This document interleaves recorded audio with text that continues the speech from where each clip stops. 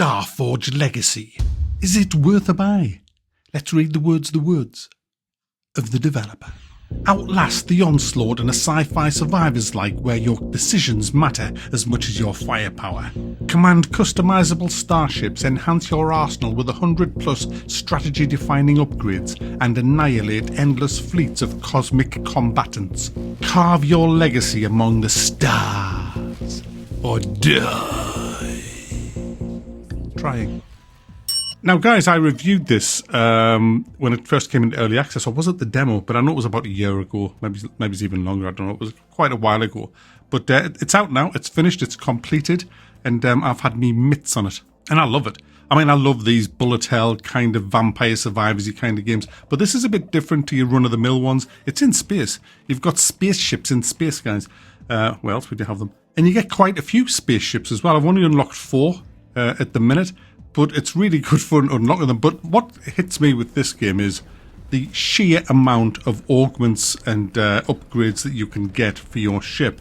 And I haven't even unlocked half of them. The game is deep. It's one of the deepest, I'll say, vampire survivors kind of like games that I've ever played. And there is so many builds. I made this really cool kind of almost invulnerable build. It wasn't invulnerable, but it had like massive into the shields. And I sailed through on normal difficulty and beat the last boss.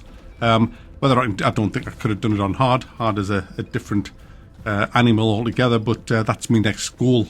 How it works is this.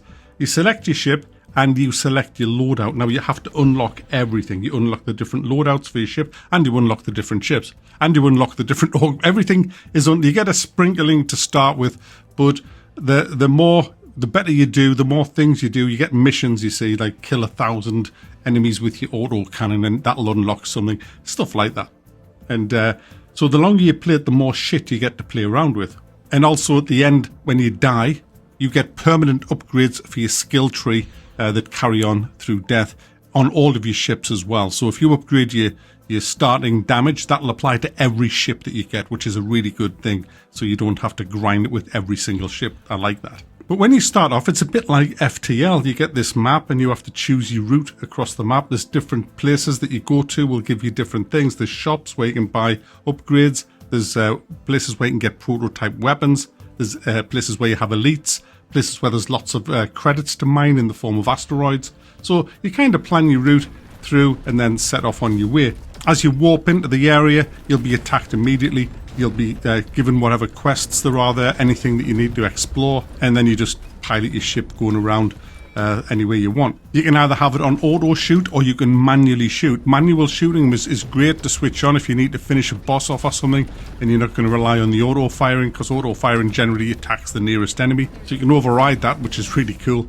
And then you're just off killing things. They'll drop XP, you'll pick up the XP, you'll level up, you'll get offered whatever you have already unlocked in the big pool of things, of augments and power-ups for your shields, your weapon systems, your hull, different things that just kind of work together, such as every time you get a crit, X, Y, or Z will happen. All manner of hundreds of these things to actually go through. You can banish blocks if you like.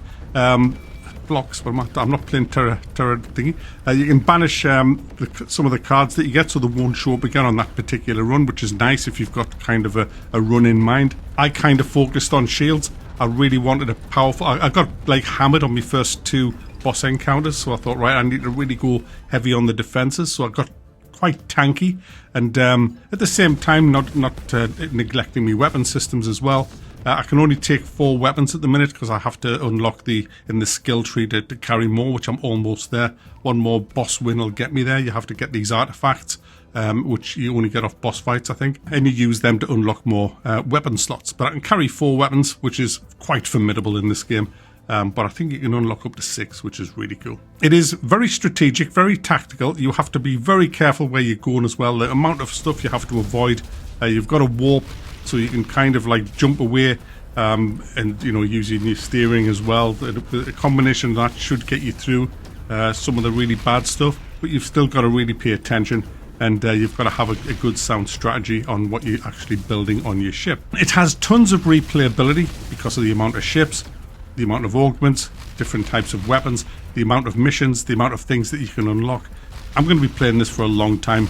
I'm still playing 2 or 3 of the other bullet hell Vampire Survivors-like games as well. That's why I like these kind of games. They're cheap, but you get tons and tons of hours out of them. And they're really good fun. I streamed one the other day, and everybody was like, I mean, there was a couple of people, you know, saying, what is this shit? But the vast majority of people in the stream was like, oh, this looks really good, and a few of them went and bought it. These games are really good fun. You've just got to start playing them to kind of appreciate it. And I do appreciate it as well. A lot of people might think, no, I'm not going to bother with these kind of things, but once you get into them and you start unlocking stuff and making a powerful ship, it's really, really good fun. So there it is, guys. Starforged Legacy is finally here, and it's a cracker. It's really a good game.